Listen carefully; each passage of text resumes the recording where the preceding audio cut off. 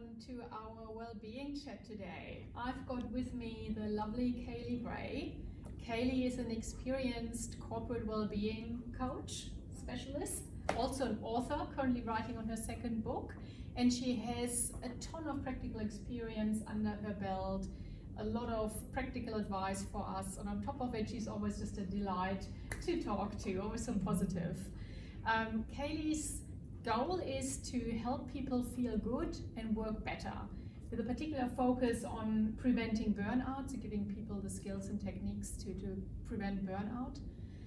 She has worked across a whole range of industries, and I think your foundation is that you worked as a dietitian for more than 10 years, which I'm sure informs your approach and your thinking. So I'm really looking forward to the advice you've got for our members. And the question I have for you is, why is it so important, do you think, for people to have a proper break at the end of the year? And what are the typical challenges or obstacles that people deal with in that regard? And what advice would you give them? Thank you, Rebecca. What I find at this time of year with high-performing people is that it can feel almost impossible to slow down, and I really sense that there's an enormous amount of guilt, perhaps. We feel lazy for taking that time out for ourselves, particularly when we work in high-performing careers and we're just used to going all the time. So the first thing I'd like to offer here to set the scene for our chat today is a little bit of a paradigm shift. So instead of thinking about holidays as being this indulgent thing, perhaps reconsidering that holidays are actually a very essential recovery time. So the research tells us very clearly that the more we can learn to recover well, ideally throughout the year with proper rest on weekends, but certainly our annual leave is a really important time for our brains and our bodies to recharge, so that you can then re-enter your career in the workplace and ready to go in an optimal headspace. So that's the first thing. And do you have any practical ideas on how people can do that? Because I think that's what people struggle a little bit with. So how do I make that shift? I mean, I've been going in my job, in my work, and now I have time off. How do I best use that time to recharge the batteries? Absolutely, I do. And if it's helpful to share with our listeners today, I think there are 4 steps that can give us a really nice little framework to go about practically creating that really effective time out for ourselves. And it has a little acronym, CARE, C-A-R-E, Love it. with 4 steps attached to it to make it nice and easy to remember. So C stands for clarity, getting clear on what the expectations are for you to engage in work tasks, if at all, over your break. One thing I notice with high-performing people who really care about their careers is that they spend so much of A, their actual time, and B, of their mental time still in work mode over the break. So they're checking emails, they're across their socials, they're still posting to LinkedIn, and it's coming from the best of intentions, I think. And quite often when I'm working with people one-on-one, I'll say to them, are you doing this to actually create a good outcome, or are you doing this to look good? Because sometimes we're operating out of a bit of fear or reputation management and not necessarily spoken expectations. So I think it can be really helpful having a discussion with your colleagues or your workplace.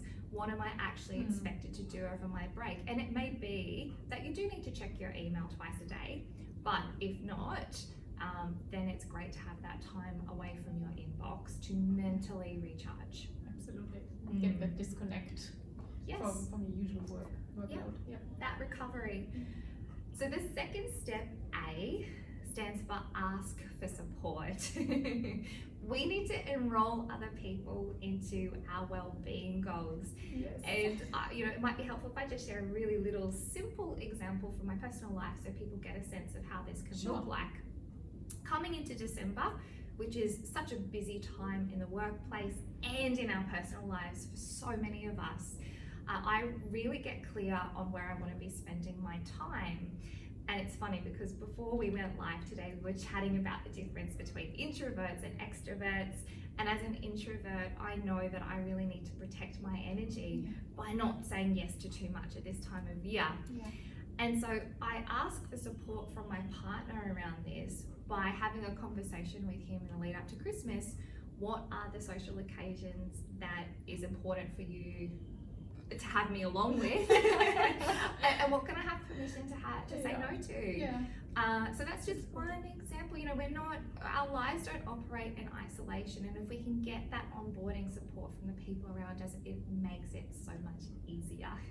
Absolutely, and that reminds me of saying, in order to say yes to the important things, you have to be able to say no to the non-important things as well, right? So it's two sides of the same coin. You cannot do everything. You stretch yourself too thin. Yes. So you have to know what to say no to as well. Yeah. Absolutely. Which brings us into the third part of the acronym, which is R. Yeah. Ring fence your boundaries. So once you've made a decision about what your rest and recovery time could or ideally should look like over the Christmas break, what can you do to set up and systemize to avoid temptation? And a really common example here would be the inbox and social media. So over my 10-week break, for example, I asked my assistant to change the passwords on my email, and I don't get them until the 5th of January. So that is a system in place because I know myself Wow. and I relate to all these struggles that people have. It's a system that you can set up to ring fence that temptation to slip into habits that aren't going to be serving your recovery time well. Yeah, absolutely. So enlisting other people to help you makes a lot of sense. Yeah. It does. And the last step, E, is energize. What personally energizes you? And this is such an individual thing. So for some of us, an energized break means slowing down, doing very little, getting out in nature. For others of us, energizing means stimulation and getting out and doing stuff and being around people. So making a list of a few things that energize you, prioritizing them in your calendar for this Christmas break, make sure that that's a priority for your time off. It's so easy at Christmas time to just slip into giving our time and energy away to everybody else, but we also need to look after ourselves too. Yeah, absolutely. At this time of the year, there's so many expectations, right? So many social gatherings and family get-togethers and end-of-year catch-ups, and they're all nice, but they all happen at the same time, and they can really draw on our energy, sometimes more than what they give us back, I think. So again, I think it's a good idea to be a bit picky, maybe a bit choosy of which ones to say yes to. Absolutely. Yeah. Yes. I'd love to hear, I'd be very interested in your view about, you mentioned boundary settings and combining that also with your background as a dietitian. So when I think about boundaries at this time of the year, I also think immediately about all the food and all the drink on offer. And what would your recommendation be then? I guess that there are different values here to the balance of. One is the enjoyment, and it's a special time, and it's part of our rituals that we have. On the other side, though, being mindful of don't do any more damage to us, or doing it in a way, enjoying ourselves in a way that doesn't mean that we then crash at the beginning of the next year. So what is your insight and recommendation here? Beautiful question, and certainly a challenge that's on a lot of people's brains at the moment. And how's this for timing? I was actually ordering my coffee this morning, and my two baristas were having a conversation about how on Friday night they had their work party, drank a whole bunch of wine, which they wouldn't usually do, and they were still feeling like rubbish on Tuesday. Yes. Wow. Okay. So I think boundaries is really key here, and in order for us to set boundaries around alcohol and food, we firstly have to make a decision around what we value. And so at this time of year, a lot of the work that I do with the people I coach one-on-one is we sit down and I say, look, Christmas and the festive season, some of the best parts of Christmas will involve, burning off some steam, letting your hair down, having some drink and enjoying nice food. We want to live life.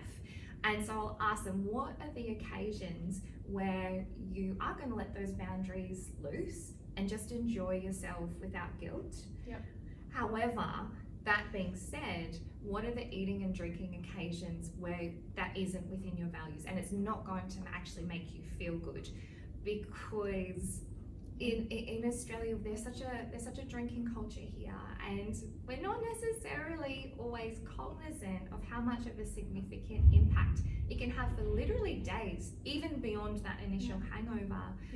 Drinking a lot of alcohol. So deciding what occasions are important to let loose, deciding what occasions you actually don't want to do that and treat your body that way, and then putting again some systems around it. So even just deciding before you go into a function, you know what, actually tonight I'm just sticking to one glass of wine, making that decision before you walk through the doors, can be really, really helpful, planning in advance.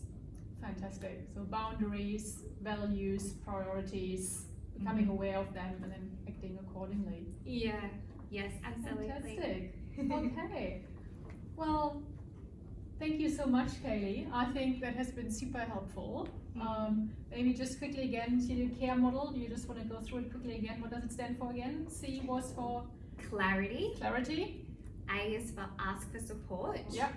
R is ring fence those boundaries. E is for energize. Awesome. I really like that acronym. Thank you. Thank you for talking us through this. Oh, absolute pleasure. And everyone have a very lovely, restful and happy Merry Christmas.